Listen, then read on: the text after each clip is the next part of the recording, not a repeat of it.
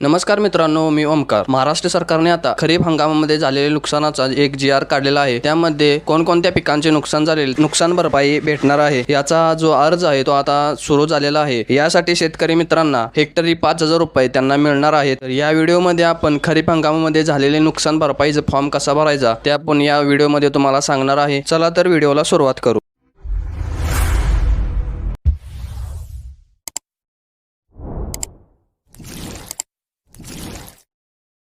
मित्रांनो, महाराष्ट्र सरकारने हे परिपत्रक जारी केलेले आहे। हे जारी केलेले परिपत्रकामध्ये फॉर्म कसा भरायचा आहे, कोणकोणती डॉक्युमेंट लागणार आहे, हे सर्व आपण या व्हिडिओमध्ये पाहणार आहोत। याचा विषय काय आहे ते आपण पाहूया। 2023च्या खरीप हंगामातील कापूस व सोयाबीन उत्पादक शेतकऱ्यांना अर्थसहाय्य देण्याबाबत हे परिपत्रकाचा फॉर्म जारी केलेला आहे। आता माहिती काय दिलेली आहे ते आपण पाहून घेऊ। शासन निर्णयानुसार राज्यातील सन 2023च्या खरीप हंगामातील ई पीक पाहणीवरील नोंदणीकृत सोयाबीन, कापूस व उत्पादक शेतकऱ्यांना अर्थसहाय्य मंजूर करण्याबाबत निर्णय निर्गमित करण्यात आलेला आहे। शेतकऱ्यांना सार्वजनिक वित्तीय व्यवस्थापन प्रणालीद्वारे शेतकऱ्यांना आधार लिंक बँक खात्यामध्ये थेट हस्तांतरणाचा लाभ डीबीटी माध्यमातून होणार आहे। म्हणजे हे पैसे तुम्हाला डीबीटी माध्यमातून तुमच्या आधार कार्डला लिंक असलेल्या खात्यामध्येच येणार आहेत। त्या अनुषंगाने अर्थसहाय्य शेतकऱ्यांना अदा करण्यासाठी शेतकऱ्यांच्या आधार संबंधाची माहिती वापर करण्याबाबत शेतकऱ्याकडून घेण्याची संमती पत्राचा नमुना तसेच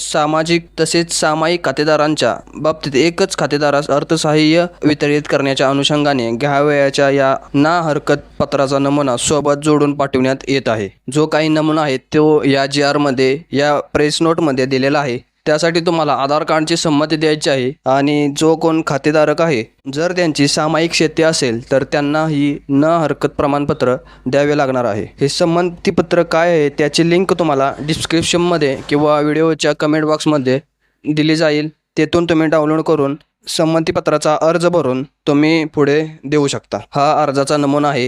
हा कसा भरायचा ते आपण पुढील प्रमाणे पाहून घेऊ। या ठिकाणी तुमचा पहिल्यांदा जिल्हा टाकायचा आहे, नंतर तालुका, त्याच्यानंतर तुमचं गाव टाकायचं आहे। त्यानंतर शेतकऱ्याचे नाव आधार कार्डनुसार मराठी व इंग्रजीमध्ये दोन्ही ठिकाणी या ठिकाणी भरायचं आहे। पहिल्यांदा तुमचे नाव भरायचं आहे, नंतर तुमच्या वडिलांचे नाव आणि लास्टला तुमचे आडनाव म्हणजे सरनेम तुमचे लिहायचं आहे। आधार कार्ड क्रमांक तुम्हाला इंग्रजीमध्ये टाकायचा आहे। या ठिकाणी आधार कार्ड नंबर तेवढा व्यवस्थित टाका, कारण आधार कार्ड नंबरशी संलग्न असलेल्या बँक खात्यातच तुमचे पैसे येणार आहेत। त्यामुळे आधार कार्ड नंबर नीट आणि व्यवस्थित टाका। त्यानंतर जो तुमचा मोबाईल नंबर असेल तोच टाका। शक्यतो करून मोबाईल नंबर आधार कार्डशी संलग्न असलेला बरा, त्यामुळे तुम्हाला कोणताही प्रॉब्लेम येणार नाही। या ठिकाणी डेट तुम्हाला टाकायची आहे। त्याच्यानंतर तुमचे नाव आणि सही या ठिकाणी करायचे आहे या अर्जावरती। आणि हे संमतीपत्र तुमचे कृषी सहाय्यक असतील त्यांच्याकडे हे संमतीपत्र द्यायचं आहे आणि त्यांची इथं स्वाक्षरी, नाव, दिनांक त्यांचाही घ्यायचा आहे आणि त्यांच्याकडे हा अर्ज दाखल करायचा आहे। आता जे सामायिक खातेदार आहेत त्यांच्यासाठी एक नमुना या प्रतमध्ये दिलेला आहे, तो काय आहे ते पाहून घेऊ। या ठिकाणी देखील तुम्हाला जिल्हा, तालुका, गावाचे नाव आणि संयुक्त खाते क्रमांक, हिस्सेदार कोण कोण आहेत, आम्हाला अन्याय्य असणाऱ्या लाभाची रक्कम ही आम्ही सर्व संमतीने